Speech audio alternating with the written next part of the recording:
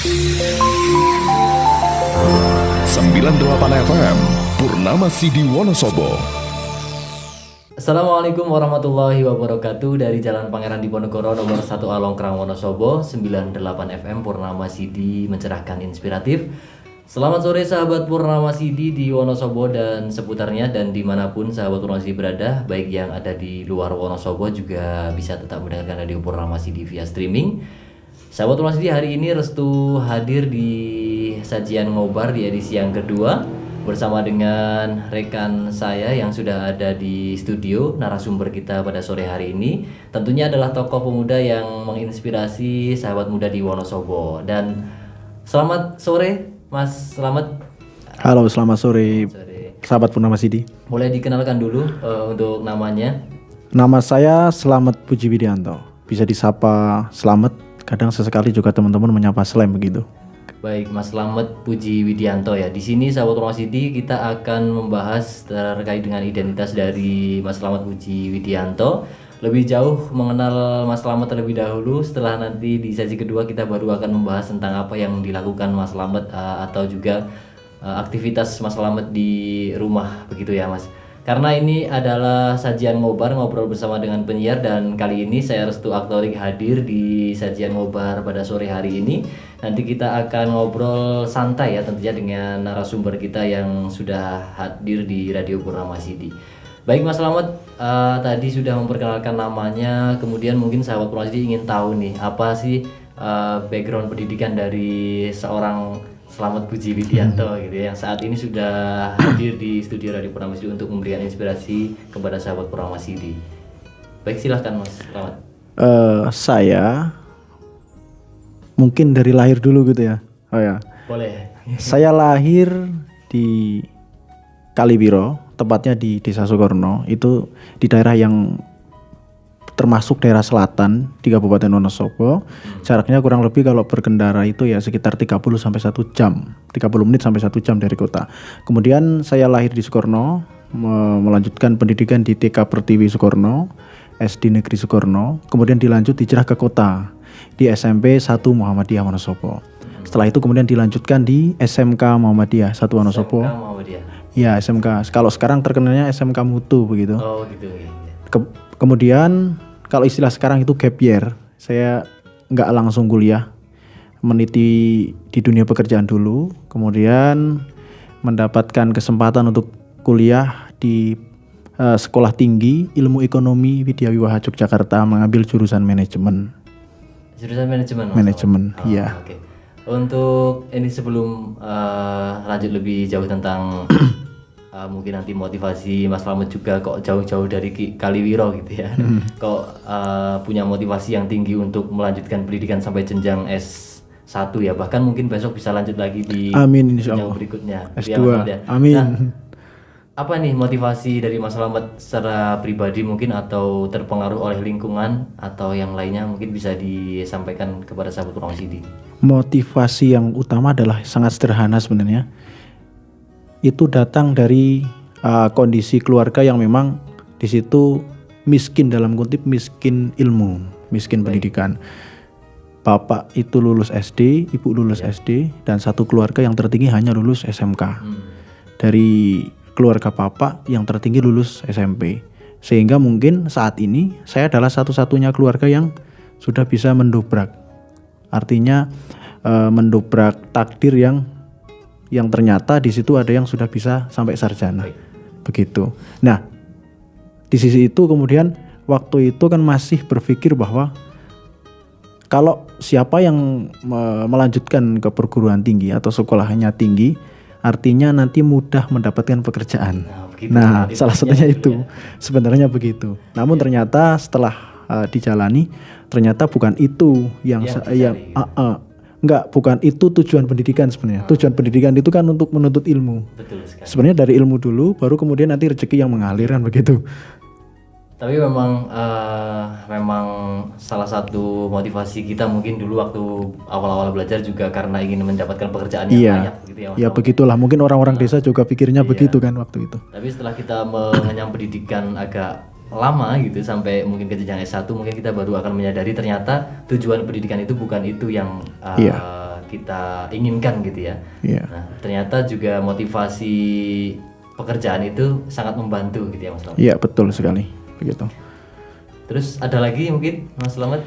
Itu kemudian, nah motivasi yang selanjutnya adalah dari teman-teman itu banyak yang sudah sarjana juga waktu itu. Banyak yang kuliah, waktu itu saya belum bisa kuliah sehingga bismillah dengan niat, alhamdulillah dengan niat dan penuh dengan tekad, saya kuliah di Setia Widya Wiwaha, kemudian mendapatkan beasiswa tapi statusnya saya menjadi pekerja yang menarik SPP teman-teman, sehingga nanti gajinya itu untuk menutupi separuh dari biaya kuliah. Nah selanjutnya adalah usaha sendiri sih tetap. Pasti itu luar biasa sekali Mas Ya, Slamet alhamdulillah. yang datang jauh-jauh dari Kaliwiro. Mungkin merasa tersesat nggak nih Mas Slamet sampai ke sejauh ini gitu? Justru mungkin kalau saya netap di Kaliwiro mungkin saya tersesat ya. Jadi untuk saat ini kalau ada sastrawan bilang itu katanya tersesat di jalan yang benar gitu ya. Iya mungkin begitu sih. Alhamdulillah. Bertemu dengan kalian ini yang luar biasa. Baik sahabat Purnama Sidi, perkenalan singkat terkait dengan pendidikan Mas Slamet. Mungkin kita akan membuka obrolan terlebih dahulu terkait dengan apa sih yang Mas Slamet lakukan di rumah ya. Setelah itu nanti baru kita di sesi yang kedua kita akan membahas lebih jauh lagi terkait dengan aktivitas tersebut. Nah mungkin Mas Slamet apa sih aktivitas Mas Slamet di rumah selain kemudian bekerja di Wonosobo dan melangsungkan pendidikan sejauh itu ya sampai ke Jogja gitu, dan hari ini sampai di Radio Purnama Sidi. Kira-kira apa sih yang kok sahabat Purnama Sidi ini sampai memanggil Mas Slamet nih ke studio untuk ngobrol terkait dengan inspirasi gitu ya? Kan pasti ada sesuatu yang bisa menginspirasi pemuda di manapun sahabat Purnama Sidi ini berada ya, pemuda-pemudi Wonosobo gitu loh Mas Slamet. Kira-kira apa nih aktivitas yang dilakukan gitu? Sebenarnya ya mungkin ini akan menjadi pertanyaan bagi teman-teman ya. Iya. Siapa itu Slamet begitu dan benar apa sekali. kontribusinya kan begitu. Ya mungkin yang mengetahui saya adalah teman-teman, terutama teman-teman satu circle, satu organisasi. Karena saya juga aktif di Ikatan Pelajar Muhammadiyah Wonosobo sampai ke Jawa Tengah. Ya mungkin mereka yang tahu atau mungkin Angkatan Muda Muhammadiyah karena aktifnya di Muhammadiyah. Tapi untuk di masyarakat, nah saya kemudian setelah sebelum selesai kuliah pun sebenarnya sudah tetap di rumah karena laju dan sebagainya. Tuntutan di rumah adalah pertama, sebenarnya sebelum saya untuk mendirikan Gria Hijau Kaktus itu, pertanian kaktus itu sampai kepada titik ekonomi itu sebenarnya sebelum itu kita bicara tentang lingkungan. Di tempat saya itu banyak sumber mata air, namun di situ banyak pohon pinus. Baik pohon pinus untuk menyerap karbon, itu sangat baik sekali. Tapi kekurangan dari pohon pinus adalah salah satunya yaitu dia menyerap air, bukan menyimpan air. Nah itulah kemudian di rumah ada yang namanya Rumah Belajar Kebon Gunung. Itu bukan saya yang mendirikan, itu sudah lama dari teman-teman. Namun saya ditugaskan untuk meneruskan dan dijadikan ketua sampai saat ini. Nah karena di rumah, di kampung, di notabene pendidikannya rendah, kita nggak mungkin setiap hari diskusi. Dan mereka pasti muak dengan hal itu. Dalam artian diskusi keilmuan yang dilaksanakan seperti teman-teman aktivis maupun teman-teman mahasiswa. Yang dibutuhkan masyarakat adalah langkah nyata. Baik. Nah saat itu kita pada tahun 2020, saya masih ingat bulan September, kita mendapatkan hibah pohon beringin. Kenapa pohon beringin? Itu pohon beringin adalah pohon yang sangat bermanfaat sekali untuk untuk menyimpan cadangan mata air. Alhamdulillah didukung oleh beberapa tokoh-tokoh masyarakat, kita menanam kurang lebih 150 pohon beringin di sumber mata air. Itu karya teman-teman Rumah Belajar Kebon Gunung. Dan sebelum itu pernah waktu saya masih SMP, itu menanam beberapa pohon, yaitu pohon pucung namanya. Kalau dijelaskan ini sangat panjang ya. Intinya pohon pucung itu juga bagus untuk sumber mata air. Dan alhamdulillah terbukti dari tahun 2020 sampai tahun 2023, kurang lebih 2 tahun lebih sedikit. Berarti kurang lebih 2 tahun ini sumber mata air sudah relatif terkendali. Kemarin sempat 3 hari berturut, bahkan 1 minggu di Kaliwiro tidak hujan. Alhamdulillah sumber mata airnya itu masih mengalir. Waktu itu kalau musim kemarau tidak mengalir. Musim hujan airnya keruh. Meskipun banyak yang sudah menggunakan air keran, PDAM secara konvensional, namun banyak dari warga kita yang masih memanfaatkan air sumber mata air. Dan di sisi lain sumber mata air itu selain untuk dikonsumsi juga untuk di kolam ikan begitu. Nah dari situ kemudian ternyata di kampung ini banyak PR isu sampah itu juga kita sedang Iya. digarap, bank sampah. Kemudian isu lingkungan seperti mata air, dan yang terakhir adalah tahap implementasi secara ekonomi. Gak mungkin kan saya ngurusi itu tanpa memikirkan ekonomi. Akhirnya belajar tidak jauh-jauh dari masalah lingkungan, yaitu tanaman sukulen. Ini yang saya jadikan deskripsi tentang minat jual beli tanaman sukulen. Pada pandemi COVID-19 itu kan orang gaya hidupnya berubah, hidup sehat. Iya, betul banget, Mas. Di rumah menanam, yang ditanam adalah tanaman yang sehat. Tanaman sukulen, sansevieria, kaktus itu kan juga penyerap karbon terbaik, polusi terbaik. Dan nilai ekonominya yaitu sangat fantastis ternyata. Satu hari omset 1 juta waktu itu pandemi. Jadi alhamdulillah sangat membantu untuk bayar kuliah waktu itu. Ya sebenarnya hal-hal ini mungkin dialami banyak teman-teman yang bergerak di terutama tanaman hias waktu pandemi. Memang sangat meledak. Memang sekarang relatif sepi, namun bukan berarti di situ tidak ada nilai ekonomi. Baik, berarti Mas Slamet di sini termasuk pemuda yang kemudian aktif di, bisa dikatakan pertanian kaktus gitu ya? Iya, pertanian kaktus. Petani kaktus gitu ya, Iya. petani kaktus di Kaliwiro gitu ya. Dan tadi juga kalau saya dengarkan juga termasuk aktivis pemuda gitu ya, Iya, di pemuda kampung sampai mendirikan ada rumah belajar apa tadi? Kebun gunung. Kebun gunung ya, rumah belajar kebun gunung. Dan kemudian ada juga satu lagi tadi mengelola terkait dengan sampah dan lain sebagainya. Ya ini sih baru gagasan. Gagasan bagus sekali sih. Menurut saya juga bagus sekali karena kita tahu ya tentunya sampah itu sangat boleh dikatakan merepotkan juga, tapi Sangat merepotkan sekali. di sisi lain juga menjadi sebuah rezeki mungkin untuk orang lain Mas Slamet yang bisa mengelola itu ya. Nah makanya sebagai generasi muda sangat bagus sekali ketika nanti ke depan kita memikirkan terkait dengan hal itu khususnya di Wonosobo gitu, karena kita pemuda-pemudi di Wonosobo. Dan sahabat Purnama Sidi, nanti kita akan membahas lebih jauh lagi terkait dengan aktivitas Mas Slamet bersama dengan kaktusnya di Kaliwiro. Mungkin nanti banyak sekali yang akan dibahas terkait dengan manfaat kaktus. Tadi sudah disinggung sedikit terkait dengan ekonomi yang terbantu dari kaktus itu, dan mungkin banyak lagi manfaat nanti ya Mas Slamet dari pohon kaktus itu sendiri ya. Dan sahabat Purnama Sidi yang belum tahu tentang tanaman kaktus atau juga sukulen tadi Mas Slamet ya, sukulen. Sukulen nanti bisa kita bahas di sesi yang kedua. Baik sahabat Purnama Sidi, tetap stay terus di sajian ngobar bersama dengan Restu dan Slamet di studio Radio Purnama Sidi. Stay tune. 98 FM Purnama Sidi mencerahkan inspiratif. Sahabat Purnama Sidi, selamat sore dan masih bersama kita berdua. Ada Mas Slamet dan juga Restu di studio. Masih di acara ngobrol bersama penyiar spesial di bulan Ramadan. Dan kali ini kita sudah di sesi yang kedua. Tadi sudah berkenalan dengan narasumber kita, Mas Slamet yang datang jauh-jauh dari Kaliwiro ya. Dan katanya sampai di Wonosobo termasuk tersesat di jalan yang benar. Alhamdulillah. Ya. Alhamdulillah.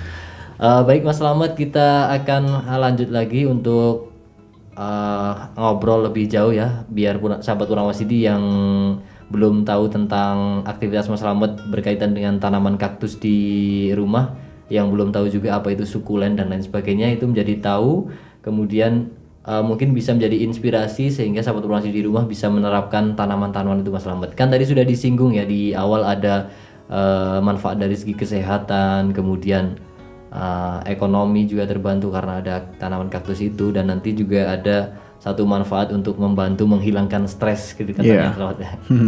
Oke, nah pertama Mas Slamet, kenapa sih kok pertanyaan saya dulu nih ya, kenapa sih kok tanaman kaktus gitu yang dipilih untuk aktivitas Mas Slamet di rumah nih? Sebenarnya kalau orang ditanya kenapa kamu jatuh cinta sama pacarmu, kan jawabannya gitu. Kan banyak kan.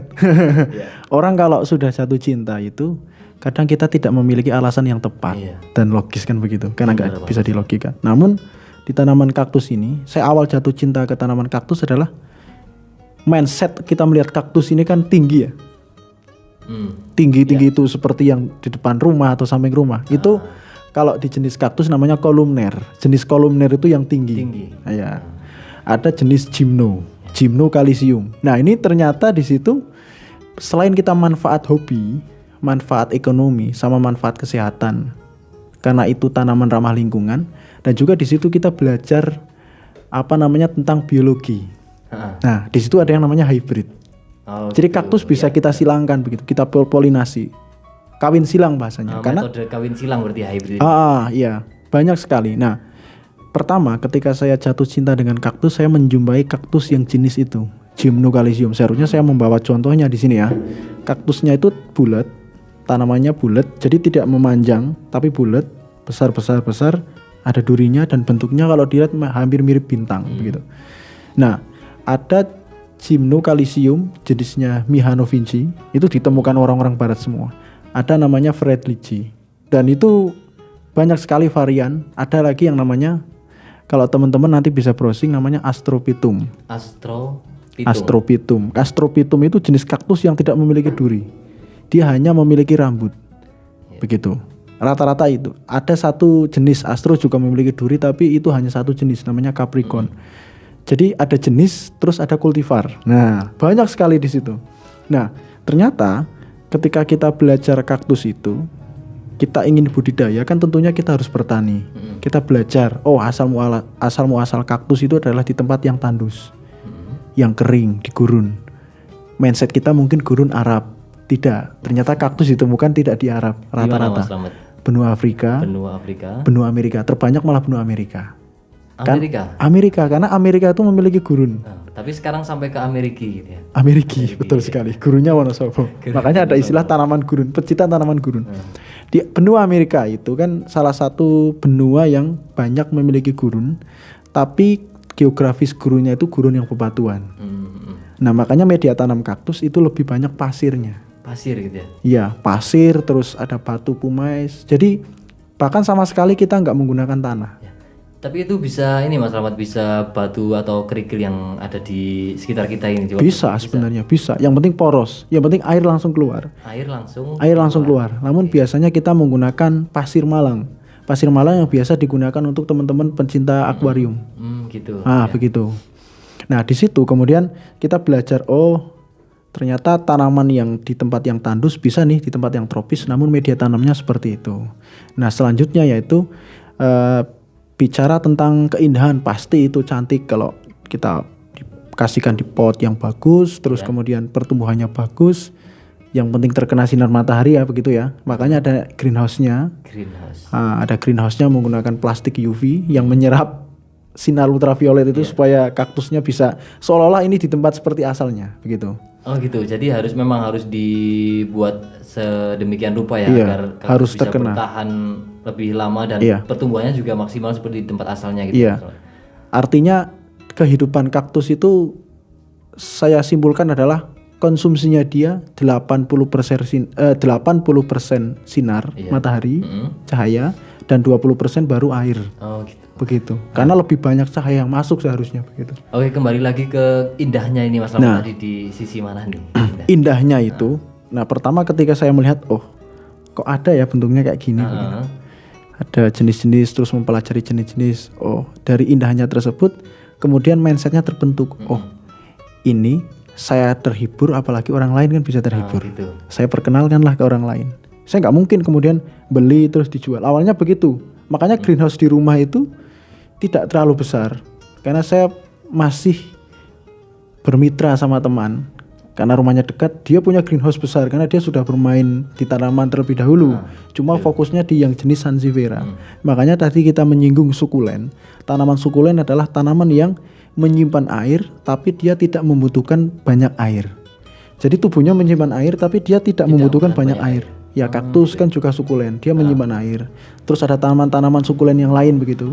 Sansevieria juga sama sebenarnya. Sansevieria. Terus apa lagi Mas selain kaktus terus Sansevieria? Ada Euphorbia. Euphorbia itu seperti apa kira-kira, kalau misalkan sahabat orasi biar di rumah bisa membayangkan ya, yang belum pernah tahu. Euphorbia itu perbedaannya adalah, kalau kaktus jenis kaktus kakti ya, kalau bahasa Latinnya. Iya. Kalau Euphorbia itu dia tidak menyimpan air tapi menyimpan getah. Getah. Singkong termasuk Euphorbia, tapi dia Euphorbia tropis. Makanya singkong itu dia bisa ditanam di tempat yang relatif kering. Dia nggak harus disiram. Itu Euphorbia. Begitu. Ada tanaman yang mirip kaktus berduri, tubuhnya mirip kaktus, gahar sangar, tapi ketika kita potong adanya getah. Itu Euphorbia. Betul. Kalau membedakannya memang kadang susah sih kalau nggak kita penggal dulu kadang ya. Tapi ada beberapa jenis tanaman euphorbia di situ karakternya jelas. Oh, ini euphorbia obesa misal. Bulat hampir sama kayak kaktus, tapi kalau orang karena sudah menghobi ya jadi kenal begitu. Oke, sahabat Purnamasi dimanapun sahabat Purnamasi berada, yang ada di Wonosobo dan sekitarnya, terkhusus yang ada di Kaliwiro, jangan lupa mampir ya kalau yang pengen tahu lebih jauh lagi tentang tanaman apa tadi, sukulen ya, sukulen atau kaktus ya yang ada di Kaliwiro di daerahnya Mas Slamet. Oke, selain tadi ada satu motivasi terkait dengan keindahan, terus kemudian namanya sudah hobi atau cinta ya, sudah tidak bisa di otak-atik lagi gitu ya. Tidak bisa di logika loh sudah cinta itu. Nah, sekarang mungkin bisa lebih jauh lagi ke manfaat kesehatan Mas Slamet. Tadi kan sudah disinggung di sesi pertama itu terkait dengan tanaman kaktus atau sukulen itu salah satunya mempunyai manfaat kesehatan. Ini seperti apa ini Mas Slamet? Jelas secara kesehatan itu kan tanaman bisa menyerap karbon ya. Semua tanaman bisa menyerap karbon dan bisa menyediakan oksigen. Tapi tanaman ini, sukulen ini, terutama sansevieria, itu penyerap karbon terbaik. Makanya kalau teman-teman melihat di rumah-rumah perkotaan, itu ada sansevieria sebagai pagar rumah. Itu selain sebagai pagar, itu juga dia menyerap karbon. Ada polusi masuk, dia tersaring dulu. Pertama itu. Kedua adalah kesehatan mental.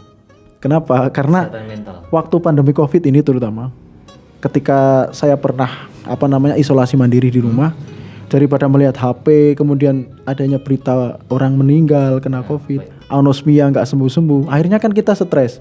Tapi di rumah ada tanaman ini, ada kaktus. Kita bisa memandang kaktus saja itu sudah, mental kita sudah relatif lebih sehat, artinya tidak down lagi kan begitu. Artinya kita melupakan hiruk pikuknya di media sosial yang membahas tentang kematian disebabkan COVID-19, terus kemudian bahaya COVID dan lain sebagainya. Tapi ternyata di rumah itu melihat tanaman yang begitu lucu ataupun begitu sangarnya, akhirnya kita ada kesibukan, tangannya gatel istilahnya. Oh, ini kok ukurannya sudah besar, ini harus saya pindah pot. Kok ini ukurannya kecil ya, kecil, terus kemudian dia masih di situ masih ngerumpun, artinya masih koloni, itu berarti kita pisah satu-satu supaya pertumbuhannya cepat dan lain sebagainya. Akhirnya kita terhibur di situ. Dan dua itu sih. Kalau dilihat juga kan ada durinya itu ya Mas Slamet. Nah, itu bisa buat mainan gitu. Mainan ya kalau gabut. Kalau ketusuk nyesel ya. Tapi hati-hati juga nih sahabat Purnamasi. Tanaman kaktus itu kan tanaman yang berduri ya. Artinya rata-rata duri itu kan berduri.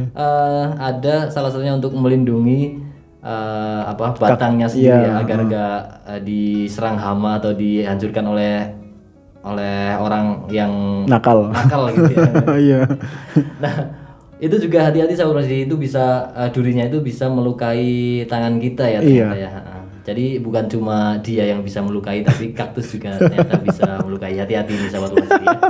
Oke, di sesi yang kedua ini sahabat Purnamasi kita sudah lumayan banyak ya pengetahuan yang didapatkan. Ternyata Mas Slamet ini memang benar-benar sosok pemuda yang menginspirasi gitu ya. Ternyata pengetahuannya banyak sekali tentang tanaman kaktus dan mungkin nanti ada yang lainnya lagi. Dan tadi sudah tentang kesehatan nih Mas Slamet. Kita lanjutkan lagi. Seperti yang disinggung di sesi pertama tadi, ada manfaat di ekonomi gitu ya Mas Slamet ya. Ekonomi itu kira-kira gimana Mas Slamet? Apakah tanaman kaktus diletakkan terus nanti tiba-tiba ekonomi kita terangkat gitu atau gimana itu? Nggak mungkin juga sih. Ya sebenarnya kalau untuk pengalaman ini kan masih banyak yang lebih pengalaman. Mungkin senior-senior juga banyak. Saya berguru di beberapa senior, termasuk ada yang namanya Mas Slamet juga teman saya.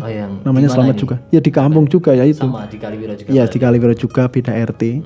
Kemudian ada Mas Joko, pemilik Arizona, itu di Jogja Kulon Progo. Ada juga Mas Alfian yang memiliki iPlant kaktus. Di mana ini? Itu di Malang. Ya, iPlant kaktus. Mungkin teman-teman bisa melihat di situ. Dan banyak teman-teman yang lain yang cukup menginspirasi.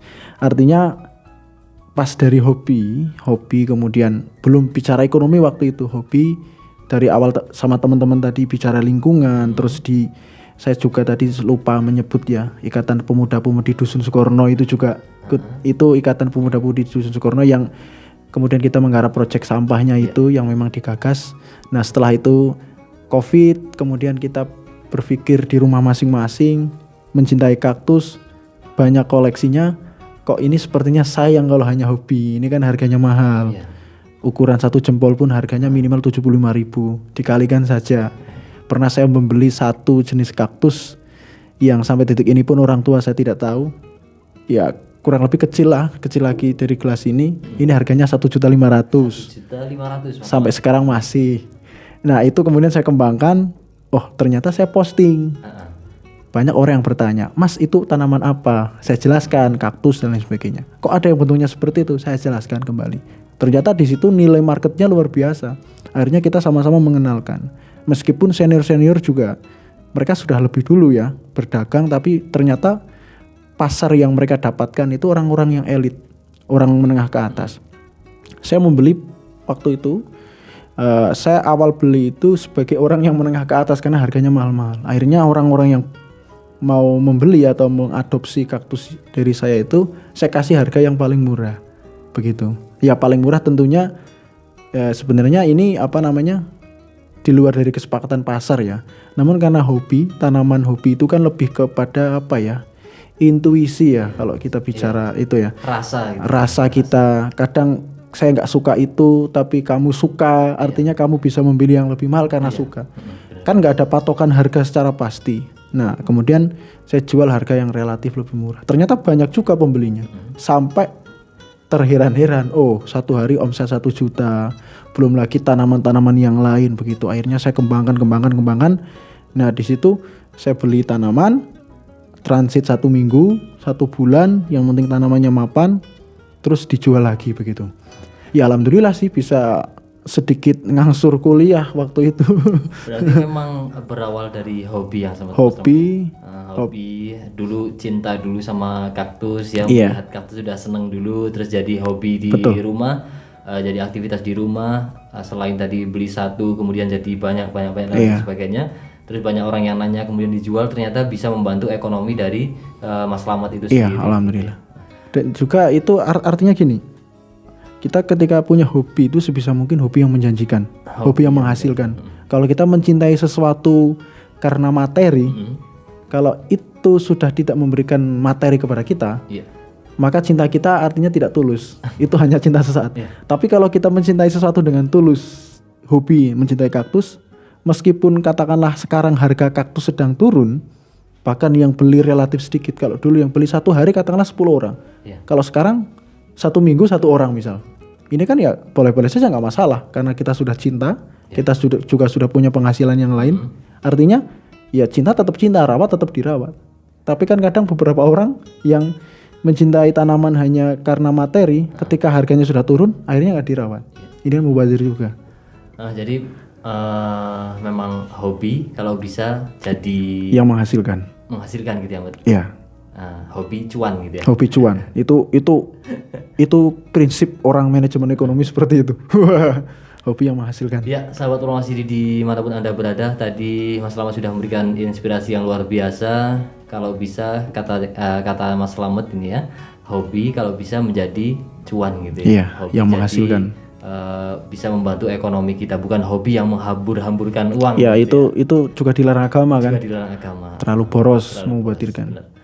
Baik sahabat Ruang Masidi dimanapun Anda berada, kita lanjutkan lagi nanti di sesi yang ketiga, tetap di studio Radio Purnama Masidi. Stay tune di sajian ngobrol bersama dengan penyiar 98 FM Purnama Masidi mencerahkan inspiratif. Sahabat Purnama Masidi dimanapun Anda berada, yang ada di Kecamatan Kalikajar, Kaliwiro, Wadas Lintang, di Sukoharjo, dimanapun Anda berada, di Kecamatan Kejajar dan Kecamatan Ketek dan sekitarnya. Sahabat Purnama Masidi, kita ketemu lagi di sesi yang ketiga di acara ngobrol bersama dengan penyiar, dengan narasumber kita yang masih stay di studio dan masih setia menemani Restu di studio. Ada narasumber kita Mas Slamet Puji Widianto, dan kita akan melanjutkan lagi obrolan kita Mas Slamet terkait dengan hobi yang kemudian menjadi cuan ya. Iya, hobi menghasilkan. yang kemudian menghasilkan. Nah, sahabat muda dimanapun Anda berada, tentunya hobi kaktus ini juga tidak semata-mata kemudian tanpa perawatan, tanpa usaha yang maksimal, dan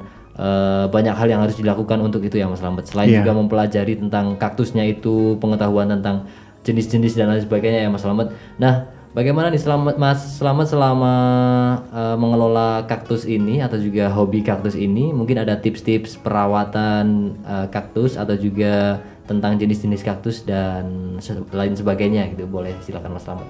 Oke, artinya kita kalau melakukan segala sesuatu adalah harus maksimal ya. Maksimal pasti harus. Dan di situ tidak instan. Artinya banyak mengalami proses yang panjang dan luar biasa. Awal saya memelihara kaktus itu saya dikasih dari teman saya itu yang namanya Mas Slamet juga. Oh, Mas Slamet juga. Slamet Darusman namanya. Kalau pengen selamat berarti harus ke Kaliwiro nih. Iya, ada dua Slamet. Ada dua Slamet dan itu bisnisnya tanaman hias semua begitu. Nah, dari Mas Slamet Darusman itu memberikan saya jenis kaktus yang biasa begitu, yang kolumner dan lain sebagainya. Saya terima itu dan benar-benar gratis waktu itu. Saya kasihkan di atas akuarium di dalam rumah. Ya, Mas Slamet juga di kaktus waktu itu juga masih belajar karena basicnya bonsai dan sansevieria kan. Jadi tanaman-tanaman yang memang sifatnya yang sudah beliau budidaya terlebih dahulu. Nah, tapi lebih duluan Mas Slamet kita belajarnya tapi bareng. Dikasih Mas Slamet, saya kasihkan ke akuarium di depan TV, bagus. 1 minggu, 2 minggu, 1 bulan. Ternyata bulan kedua mati. Oh kok mati? Oh ternyata kaktus harus terkena sinar matahari. Nah artinya ya kita harus membangun greenhouse. Tentunya membangun greenhouse karena ini saya ditanikan, karena tadi sudah kita singgung bahwa ada kaktus yang berkembang melalui anakan. Dia beranak, terus kita potek, kita akarkan. Ada yang tipikal mudah diakarkan, ada yang susah. Nah, kalau yang susah itu biasanya kita diberikan perangsang akar. Perangsang akar. Iya, itu. Nah, kita akhirnya belajar pertanian begitu. Gitu. Akhirnya kita merembet ke pertanian. Perangsang akar, terus kemudian nggak mungkin tanaman yang tandus di gurun tanpa kita beri pupuk. Ya akhirnya kita beli pupuk juga. Pupuk yang slow release begitu.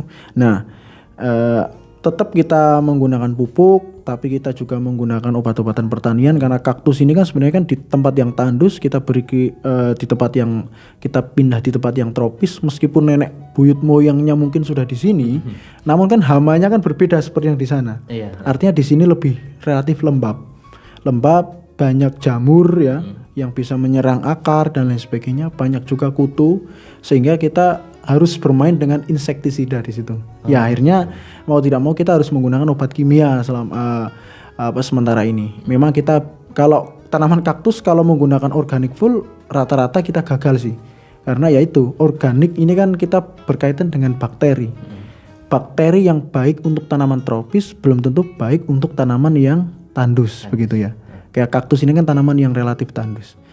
Ada greenhouse, ada rak, kita menggunakan plastik UV. Nah anehnya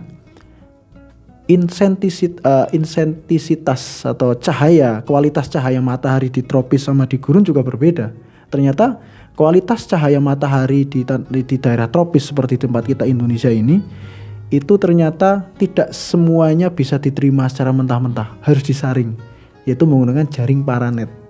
Jaring paranet itu di pertanian itu untuk mengurangi cahaya matahari secara berlebihan, karena terkena cahaya matahari berlebihan juga nanti namanya sunburn, terbakar ya, warnanya juga jadi gelap, itu relatif tidak bagus. Namun kurang sinar matahari juga akan busuk begitu.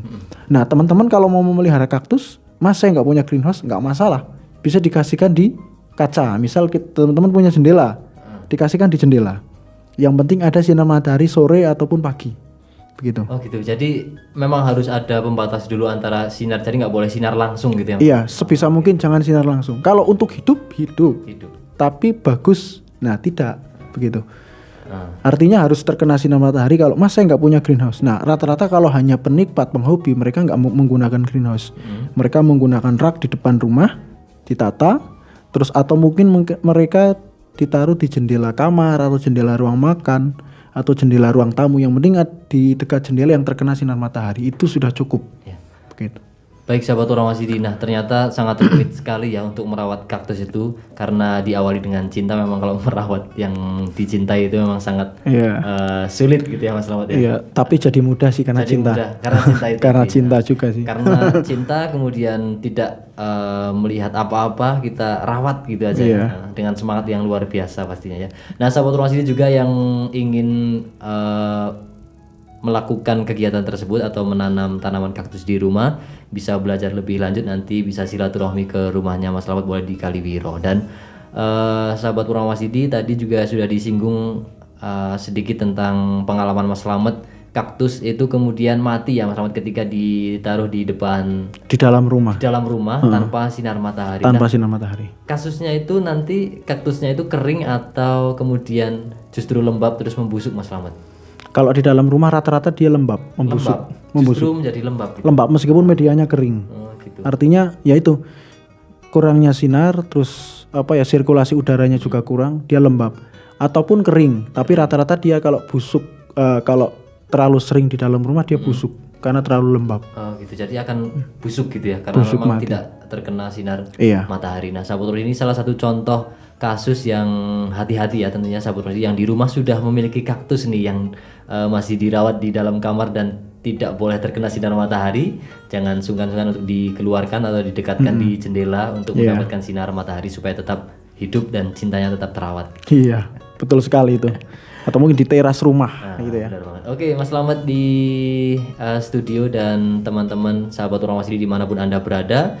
Setelah tadi kita belajar banyak tentang kaktus, dan mungkin next time kita akan ngobrol lebih jauh lagi dengan Mas Slamet sebagai aktivis pemuda di Kaliwiro terkait dengan aktivitasnya di sampah atau juga di rumah belajar.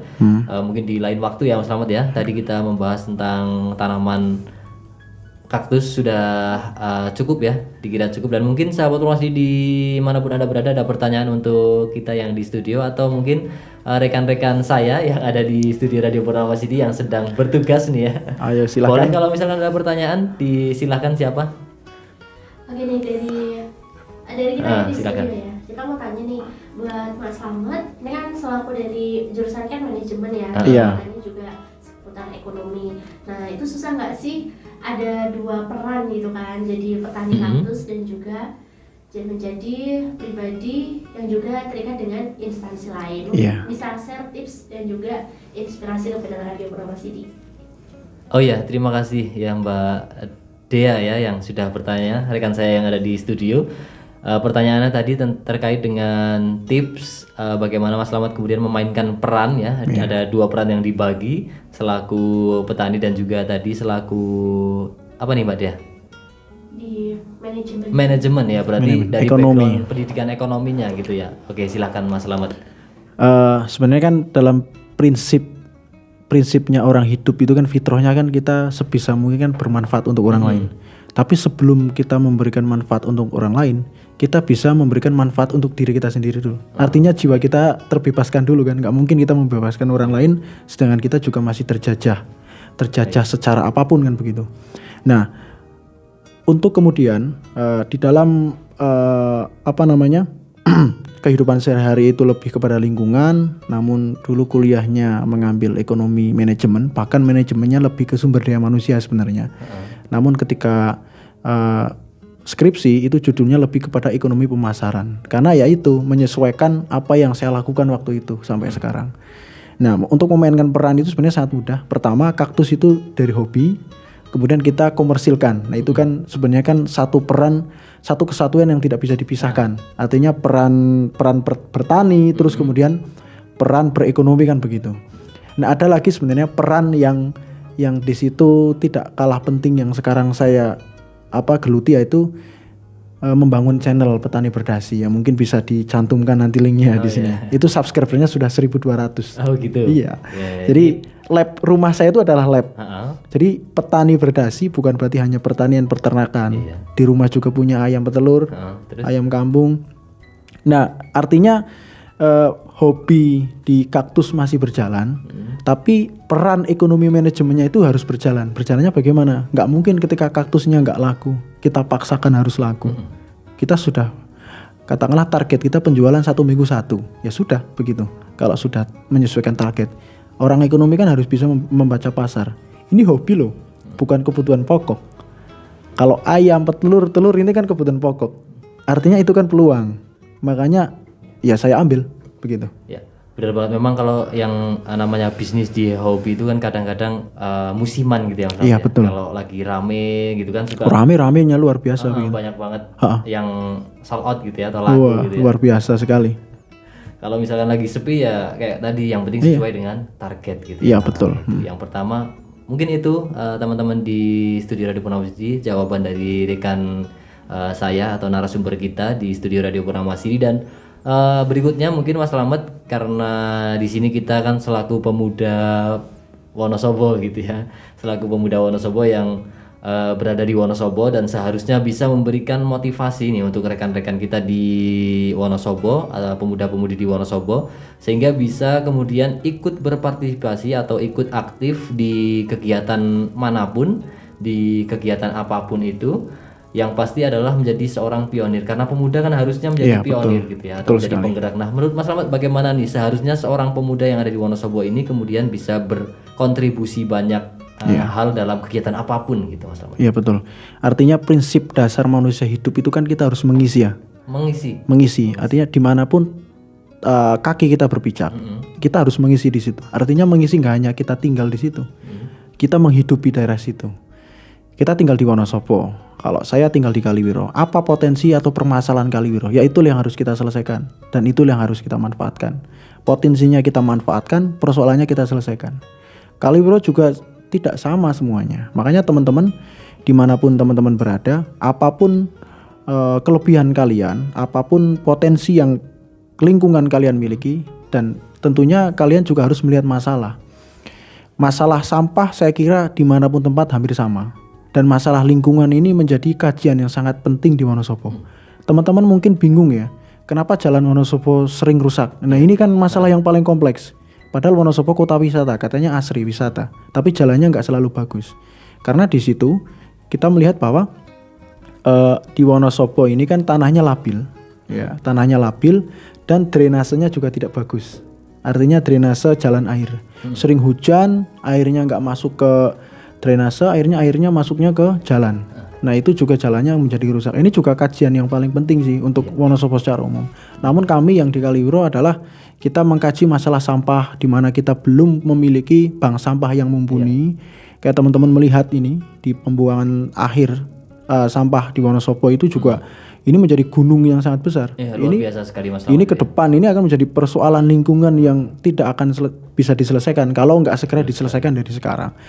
Ya tentunya sesuatu hal yang besar kita mulai dari yang kecil. Saya sekolah di kota, kemudian mau hijrah kembali ke desa, itu kan ya yang melatar belakang adalah motivasi untuk mengubah gaya hidup teman-teman yang di kampung. Harus kita peduli dengan lingkungan, begitu. Iya, baik. Nah ini juga ada pesan dari Mas Slamet ya buat kalian yang kuliah di luar kota nih ya, jangan lupakan Wonosobo dan Iya, kembalilah harus Wonosobo kembali. untuk membangun Wonosobo gitu ya Mas Slamet. Baik Mas Slamet, untuk selanjutnya adalah closing statement Mas Slamet dari Mas Slamet selaku pemuda di Wonosobo. Mungkin pesan juga untuk rekan pemuda gitu ya, karena sesama pemuda, rekan pemuda di Wonosobo, bagaimana seharusnya seorang pemuda gitu Mas Slamet. Pesan untuk rekan-rekan pemuda. Pemuda itu adalah peran ya bagi saya. Peran. Karena ketika Bung Karno itu sangat mengagungkan pemuda, maka itu lebih kepada peran. Nah, dimanapun kita berada itu lebih kepada peran. Kita nggak harus mengambil posisi yang penting, kita harus menjadi orang yang terdepan, kita nggak harus menjadi orang yang terdepan, ataupun mungkin kita nggak harus menjadi orang yang dituakan. Namun peran. Dimanapun tempat kita berada kita harus menjadi peran. Nah, posisi atau tidak, dituakan atau tidak itu tergantung lingkungan dan masyarakat yang menilai. Sejauh mana peran kita terhadap masyarakat kita. Begitu. Baik, itu saja Mas Slamet. Ya, hanya itu sih. Sahabat Purnama City, tadi pesan dari Mas Slamet untuk pemuda-pemudi di Wonosobo ya, dan sahabat Purnama City, ini adalah sesi terakhir kita di sajian ngobrol bersama dengan penyiar. Intinya adalah pada sore hari ini jadilah versi terbaik dari diri kamu sendiri ya. Dan sahabat Purnama City, ada lagi yang mau disampaikan Mas Slamet? Cukup sih. Cukup ya. Mungkin salam ini untuk teman-teman yang di rumah Ikatan Pemuda-Pemudi Dusun Sukorno. Baik. Karena ini juga teman-teman yang sangat memotivasi kita juga, karena ya selalu bertukar pikiran, dan ini kajian yang sangat luar biasa yang mungkin ke depan akan kita garap tentang bank sampah. Bismillah. Mohon doanya teman-teman. Oke Mas Slamet. Itu sih udah. Itu saja. Nah, baik sahabat Rosdi, akhirnya dari Jalan Pangeran Diponegoro nomor 1 Alongkrang Wonosobo, saya Restu Aktorik. Saya Slamet Puji Widianto. Baik, terima kasih banyak Mas Slamet. Kita undur diri. Assalamualaikum warahmatullahi wabarakatuh. Waalaikumsalam warahmatullahi wabarakatuh. 98 FM Purnama Sidi Wonosobo.